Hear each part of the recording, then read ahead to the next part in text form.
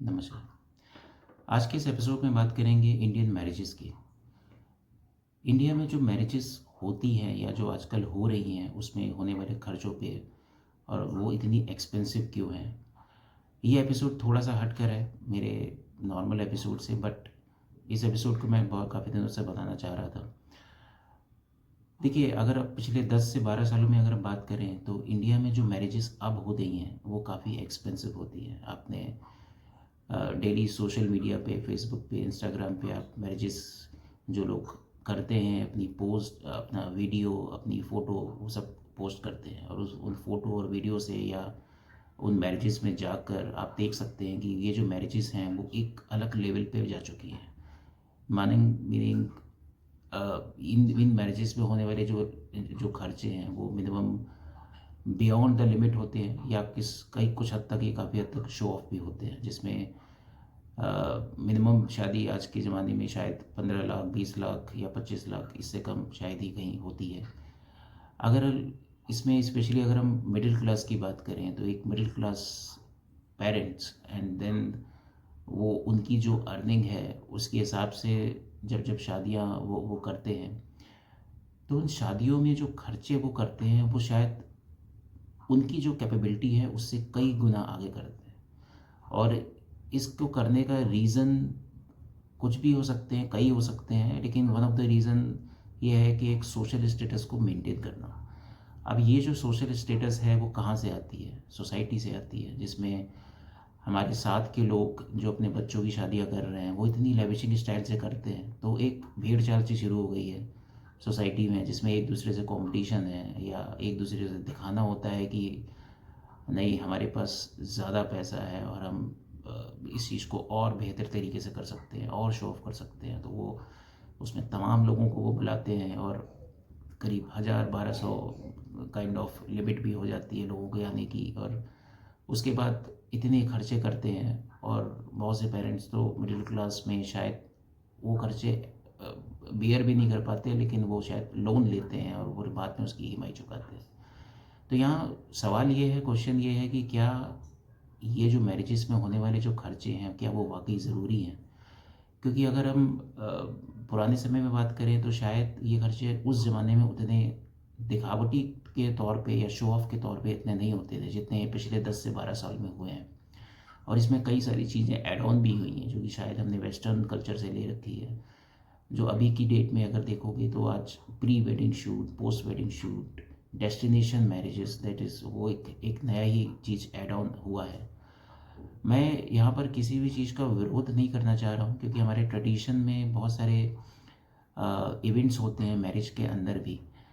वो सारे इवेंट्स अपनी जगह एकदम सही है और हमें सारे इवेंट्स को फॉलो भी करना चाहिए। लेकिन इन सारे इवेंट्स को फॉलो करते हुए जो हमारे कल्चर का पार्ट हैं उसमें हमें क्या इतना शो ऑफ या इतना एक्सपेंसिव शादियाँ जो हो रही हैं, जो हम करते हैं, वो करने की कहीं ज़रूरत है? इस बात पे एक ज़रूर एक डिस्कशन होना चाहिए, क्योंकि ये जो शो ऑफ होता है वो कहीं न कहीं हमें ये हम हमारी ईगो को दिखाता है। हमें ये दिखाता है कि हम समाज को कि हमारे पास ज़्यादा पैसा है, हम इस शादी को और अच्छे से कर सकते हैं, आपसे बेहतर कर सकते हैं। तो एक होड़ सी मची हुई है, एक भेड़-चाल सी लगी हुई है सोसाइटी में, जिसमें सब एक दूसरे को नीचा दिखाने की कोशिश कर रहे हैं और ये दिखाने की कोशिश कर रहे हैं कि हमारे पास ज़्यादा पैसा है और हम बहुत ज़्यादा अच्छे स्टाइल में कर सकते हैं। लेकिन क्या ये चीज़ें हमें रियली में हमको जो जो एक सुकून दे सकती हैं वो क्या हमको दे रही हैं? मैं मान सकता हूँ कि ये चीज़ें करने के बाद एक लेवल तक हमें खुशी हासिल होती है और शायद कुछ महीनों, कुछ सालों तक वो खुशी रहती भी होगी। लेकिन जो रियल सुकून है, जो क्या वो हमें ये दे रहा है? और क्या ये रियली जो हम फ़िज़ूल खर्ची या जो एक्सपेंसेस हम कर रहे हैं क्या वो रियली ज़रूरी हैं? ये ज़रूर एक क्वेश्चन मार्क रहेगा, क्योंकि हम इस तरीके के जो खर्चे हम कर रहे हैं शादियों में वो कुछ अलग तरीके से भी हो सकते हैं, राइट? अगर हम चाहते हैं कि जो शादियों में हम बहुत सारे लोगों को बुलाएं, और उन उन शादियों में आपने हमेशा देखा होगा, हम यूजली बहुत से लोग तो ऐसे भी होते हैं जिनसे हम पहली बार मिल रहे होते हैं शादी में और शायद आखिरी बार भी मिल रहे होते हैं, अदर देन आपके जो क्लोज रिलेटिव या जो क्लोज फ्रेंड सर्कल है उनके अलावा। तो वो सब जो मेहमान अनवांटेड या वांटेड होते हैं वो वंस इन अ वाइल आपकी लाइफ में मिलते हैं, और शायद आपकी लाइफ का बहुत गहरा हिस्सा भी वो होते नहीं हैं। शायद बहुत कुछ फॉर्मेलिटीज़ में हम इन चीज़ों को बुलाते हैं, और उसके कारण से हम चीज़ों को बस दिखाने के लिए वो काम करते हैं। लेकिन अगर आप एक रियल तरीके से सोचो, एक अलग एंगल से सोचो, अगर हम वाकई बहुत कैपेबल हैं पैसों को लेके, तो हम क्यों ना शादी को सारे रीति रिवाजों के साथ और एक तरीके से शादी को करें जिसमें एक सादगी भी हो। और अगर हमारे पास हम कैपेबल हैं तो हम अब कुछ गरीब परिवारों को बुला सकते हैं अपनी शादी में, और अपनी कैपेसिटी के अकॉर्डिंग में भी 100, 200, 300, और उनकी मौजूदगी में अपने क्लोज रिलेटिव्स और क्लोज फ्रेंड सर्कल की मौजूदगी में उस शादी को एक अच्छे तरीके से संपन्न करें, और एक मिनिमम खर्चे में हम उस सारी चीज़ों को सही से कर सकते हैं। हमारे देश जो जहाँ पर ऑलरेडी इतने इतने गरीब लोग भी हैं, इतने पुअर लोग भी हैं, जो आपने देखा ही होगा, लाइक कभी भी कोई भंडारा आयोजित करता है तो उसमें लाइनें लग जाती हैं गरीबों की या खाने वालों की।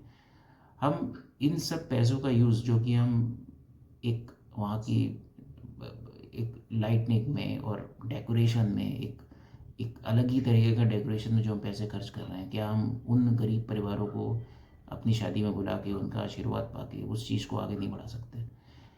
अगर हम ये इस कल्चर को, इस बदलाव को कहीं ना कहीं शुरू करेंगे तो ये शायद ये बात लोगों तक पहुँचेगी भी और लोगों को समझ भी आएगी।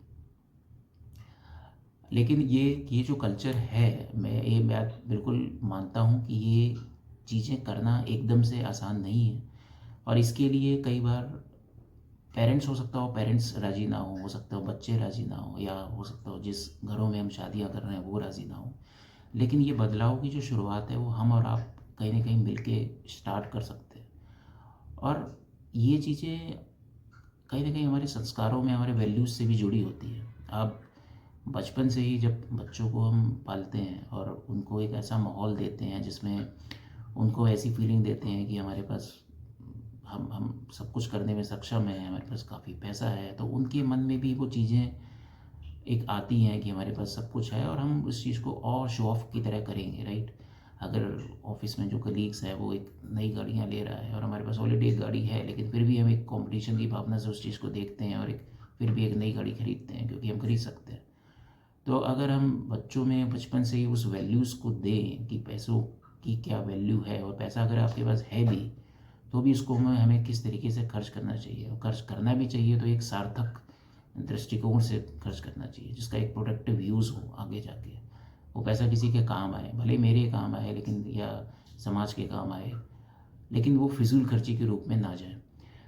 तो अगर इस तरीके की अप्रोच कहीं ना कहीं एक एक यंगस्टर या एक पेरेंट्स आज की डेट में शुरू करेंगे तो वो एक कल्चर ज़रूर डेवलप होगा। और जैसे कि सबकी इंडिया में सबकी आदत है और लोग एक दूसरे की देखा देखी सारे काम करते हैं, तो जब चीज़ें ये शुरू हो जाएंगी तो लोग भी उसी तरीके के चीज़ों को फॉलो करते हैं।